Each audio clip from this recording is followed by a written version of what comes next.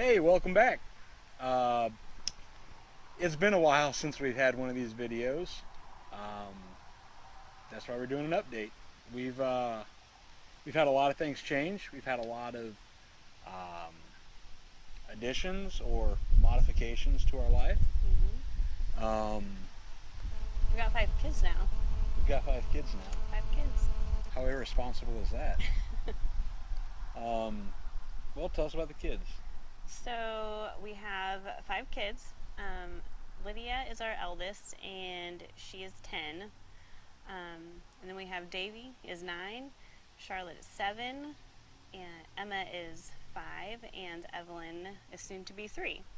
So they're great kids. We love them a lot. They keep us on our toes, and we wouldn't trade them for the world. Maybe the world, but anything shy of, probably no. No. No, probably not even the world. They are great kids. We love them, and honest to God truth, they're a big blessing to us. So I guess kind of the big thing is, if you look behind us, it probably doesn't look anything like the scenery from our last video. I don't even remember what the last video was. It's been a long time. We probably had goats in our backyard in the suburbs or something crazy. Yes, probably did. So we have upgraded just a little bit as far as houses.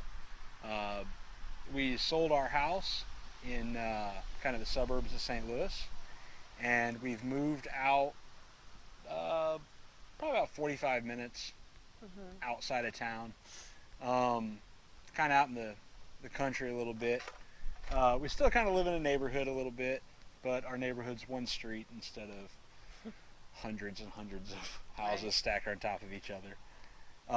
Real quiet. We live at the end of a little cul-de-sac backed up against the highway, so we're kind of still accessible, but not in town by any means.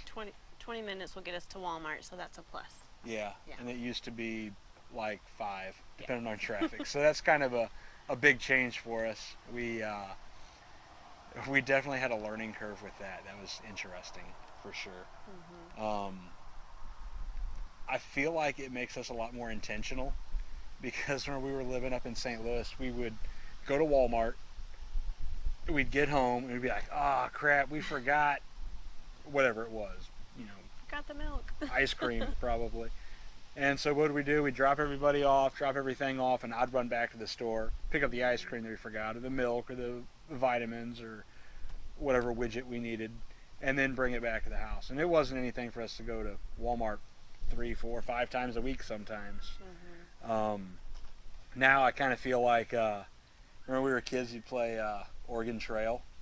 You have to like go get all your rations before you go out, and somebody always died of dysentery.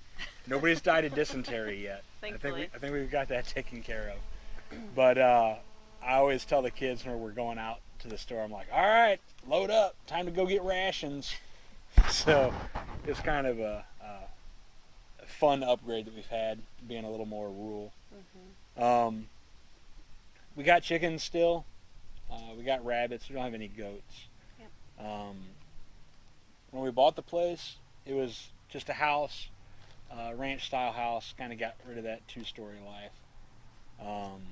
Had like a quarter of an acre, and the Lord was good and blessed us with an opportunity to buy 3 more quarter-acre lots that surrounded our property. Yes. So now we've got our jumbo farm. We've got right about an acre, maybe a little more, a little less. I forget what the exact square footage is. Yeah, it's very manageable for us, but still allows us a little bit of room to spread out. Yeah, we were definitely cramped. We did a lot with what we had, but it wasn't comfortable a lot of times. I felt like everything was just stacked on top of each other. Yeah, so we bought a house. We'll have a video before too much longer of kind of what we've got going on with it, and kind of what we have, and just A little tour of the property. just an update tour, something like that. Yep. I think as far as like job goes, I'm still working where I was at the firehouse. Everything's about normal there. I'm still staying at home, doing homeschool with the kids, and Making homes. yeah, Like a, making homes like a homemaker. like a normal homemaker. And then the other big thing is, what was it? Probably about was it a year ago now? A little more than a year? About a year ago. About a year ago. She says about a year ago. Yeah. About a year ago, we got a wild hare. Pretty quick after we moved out here. Yeah. We've got kind of three rivers. I won't call them big rivers, though one of them is pretty big. It's actually the big river, and it's not very big at all. It's the smallest of the three, I'd say. But we kind of live in an area where we've got three rivers that are probably within 15 or so minutes for river accesses for us. Mm-hmm. So we started looking around. We're water people, and we were looking at getting just a little, like a river boat, like a John boat or something like that with a jet, just something that we could run the rivers and jack around with. We were looking for an opportunity to blend our interests because Dave's a fisherman. He loves anything to do with fish. And Or outside. I like being on the water. Or water. Not necessarily fishing all the time for me, but the kids love splashing in the water, and what kid doesn't? So we were trying to find a way for our family to spend more time outside, more time connecting, and I thought, well, maybe a boat would be a great way to bring us all together a little bit more and have a little bit more fun, have a little bit more adventure. And so we started looking around. So she says we, Me. but we was more her. Right. Like, don't get me wrong, I was 100% on board. See what I did there? On board. I was 100% on board getting a boat. I've always had a boat ever since we've been together, just a little John boat and stuff. And I've had little motors, and you know, in our younger years, we've, gosh, how many people did we put in that John boat at one time we went camping? Like 7? 15? No. It was more than that. It was a lot. Too many. It was enough that Too many. the boat was sticking out of the water like an inch. And I was like, okay, everybody out. I'm not picking this thing up off the bottom of the river. I think we had 12. It wasn't very long, but I think we had like 12 or 14, something like that. Could have been, yeah. People were standing up, and there was no room to sit. It was pretty funny. Yeah. But that was one time. That was before kids. Yeah, that was before we had responsibilities, really. So I was definitely open to the idea of getting a boat. And it was kind of funny because I'd be at the firehouse, and all of a sudden you could tell when the kids were taking a nap or if they were eating lunch because my phone would just start blowing up. And it'd be Facebook Marketplace messages, or it'd be Craigslist boat listings, trader. or just anywhere that you can find a boat for sale. Yeah. She was sending me stuff, and there was several of them that were pretty interested. That we were pretty interested in, I'd say. And honestly, the ball started really rolling for me with a boat that we were looking at. We never went to actually look at it, but we were really seriously contemplating contacting the people and, you know, taking some money and getting it. And it was a little red, like a bow rider. And it would have fit our family fine. The boat was probably a little big for what we wanted to do, run some of these rivers. Just because it had a deep draft to it. But I was like, you know what? That might be kind of fun. And it was red. It was white and red, and I think it had red interior or something like that. It had a lot of red on it. And I kept joking around with Tiff. I was like, oh yeah, the SS Sunburn. We could name it the Sunburn, you know? Because obviously we're all redheaded and, you know, sitting out in the sun. I'll probably have a sunburn after this. But well, that's what really got us thinking about that probably wouldn't be the best boat for us because our family is fair-skinned and we sunburn super easy. and so, like I said, we were pretty open to that idea, and then the more I thought about it, the more it kind of weighed heavy on my heart that we're all fair-skinned. We sunburn super easy. literally one of my biggest pet peeves about going to the lake or going to the beach or going to any of these places is it takes us 20 minutes to get everybody sunscreened up and ready to go, and it's like, I don't feel like being here anymore. Especially whenever they were smaller. It takes a long time when they can't sunscreen themselves. Right. Now they're getting a little older, and some of them can. Right. But it's not uncommon for us to end up with a kid with a stripe of sunburn down the center of their arm or something like that, And it's all learning curves for them, But I started thinking about it, and I was like, man, that kind of sucks. Like, having to go out and, like, we would literally be applying sunscreen all day long. So we, I don't know about we necessarily, but I started thinking about it. And I was like, man, that wouldn't be great. That'd kind of suck. Well, then we started looking at pontoons. Right. Because they have the cover, which was a plus. A lot of them had the big bimini tops, so you could put that up and have some shade and stuff. But then I started thinking, I was like, we've got little kids. Like, maybe this isn't the best idea. We've got mandatory nap time for some of them still. When it's time to go to the bathroom, it is time to go to the bathroom for some of them. It's not like, hold on, let's hit a sandbar real quick. Like, it is time to go. The sunburning, there was a lot of factors that were kind of weighing heavy on my heart. And I swear to you, I kept it to myself. I didn't say anything to Tiff because I didn't want to crush her dreams or anything like that. I didn't want to feel like a naysayer because I really was excited about getting a boat. But I was going to let her be that prevailing force. Next thing you know, she sends me a picture of a boat on Marketplace, I think it was. And I kind of looked at it and I laughed. I was like, holy cow, okay. Like, yeah, right, in our dreams kind of thing. It was definitely sent as a joke. Yeah. Kind of like, this would be cool. Wishful thinking. Right. Yeah, wishful thinking kind of thing. And I looked at it and I was like, boy, that would be cool, wouldn't it? And we kind of chit-chatted about it for a little bit.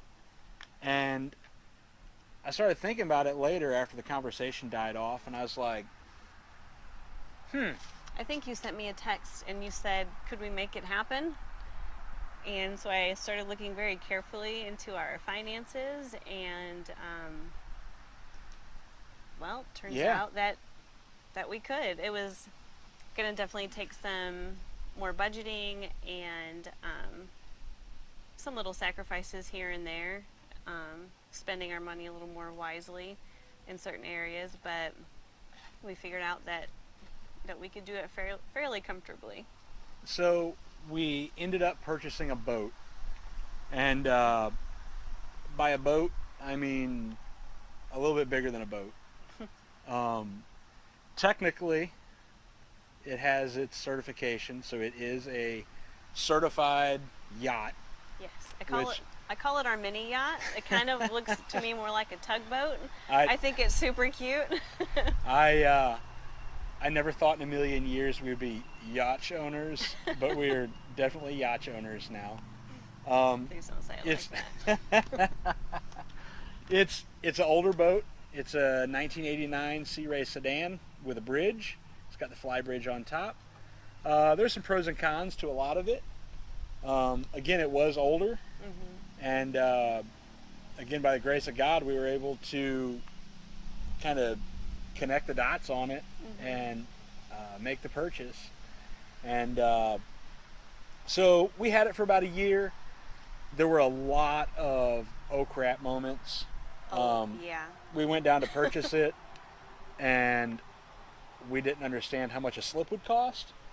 Right. So for those of you who aren't necessarily boat people, a slip is pretty much where you park your boat. I had been calling around because we had to, the people that we purchased the boat from, they had the boat parked at a friend's slip, and the friend was like, hey, I need you to move your boat. So they sold it, and they said, you can't keep your boat here, you have to find somewhere else to keep it. Right.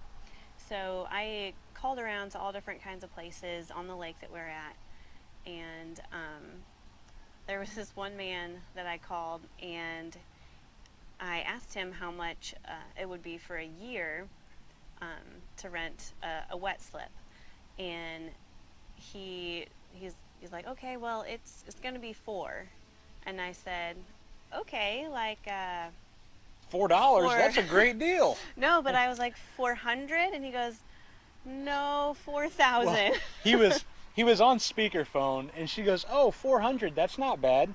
Right. And the guy literally started laughing at us on the phone, and that's where my heart sunk down to my belly button. And I said, "Ruh-roh, Reggie, like we're in trouble now." Right. Luckily, we hadn't purchased the boat yet.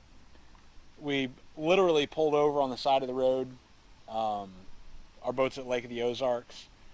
We pulled over at a gas station or somewhere like that, and we did some calculations and started figuring things. And we literally almost called the people and canceled the appointment because it was way more than we expected. But we ended up calling this one yacht club, and they gave us about the same price. I think it was actually a little bit higher per year. Yeah. And I was like, I was just really real with her, and I said, we're very new to this boat thing. We haven't even purchased it yet. We're just trying to see what our options are. We didn't realize it was so expensive to park your boat on the water. And she goes, well, have you considered dry storage? And I'm like, I don't even know what that is. She said, well, basically, we just park it in our parking lot at the club, and you get unlimited haul-ins and haul-outs for free. For free. Yeah. And the price was about a quarter of what it would be to have it in the water. So that's what we did to make it work our first year owning it. It was a bit of a hassle. You had to give them, a 24 to 48 hour notice. I think they ended up changing it from 24 hours to 48 hours notice. Yeah, we hit them a couple times the day before, and they accommodated us, but right. We were basically informed it's going to need to be more like 48. If you could give us more time than that, it would be even better, but definitely 48 is the minimum. Right. So we were able to go ahead then, and we signed our agreement to, after we bought our boat, we signed the agreement to put our boat in dry storage there, and that's how we managed to afford that for the first year. Yeah. So fast forward to present day? What? No. 5 or 6 months ago, probably. We ended up kind of not knowing what to... We ended up... Technical difficulties. We ended up not really knowing what to do, and kind of... It was really stressful on us. Because I'd be at the firehouse and be like, oh, we don't have anything going tomorrow. Let's go down to the lake. But it was already too late. We couldn't call them and have the boat in time. And it was just a hassle, and we ended up not using it near as much as we wanted to. We'd go down and we cruised a couple of times and did a couple of things. But it was always super stressful because they'd put us in a slip, but it wasn't our slip. So we'd put into the slip, and then we'd go out for a cruise or whatever, and when we come back, there may or may not be a slip available. Somebody else may have parked in it. Because the members who did what we did, kept it in dry storage, were able to just pull into a vacant slip and hang out there. As long as it wasn't a rented slip, or where they had several that were guest slips, you might say. So the problem was we never used it as much as we really intended to. And it was kind of stressful because it was a big boat, and docking it and everything by myself, or mostly by myself, was difficult on me. It's stressful, and especially the fact that the only place to drive the boat's up on the bridge, so I'd have to go up to the bridge and drive, and then I'd have to run down the ladder, and then I'd have to jump off to the side and tie us off, and just back and forth and back and forth. It was really a hassle. So we looked at selling the boat for a little while, and there was some interest, not a lot, but finally we started talking about it. We're like, you know what? If we're going to do it, let's just do it. So we ended up getting a slip. It's in a slip now. So now since we put it in the slip, maybe 2 months ago?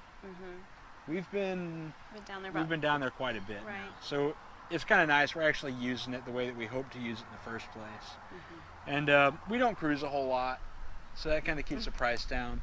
But it's kind of our little hideout hotel on the water. We go down there and hang out and just have a good time. It's kind of our clubhouse. Yeah. And the club has a lot of things to offer. We've got a private beach, and we've got kayaks down there, private pool. We got shower houses, a little restaurant. I mean, there's tons of stuff to do down there. We just have a good time with it.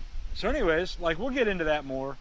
We're going to have some videos coming from the boat and some of the upgrades we've been doing and just kind of making it ours and making the best of it and just sharing some love and getting some love back out of it.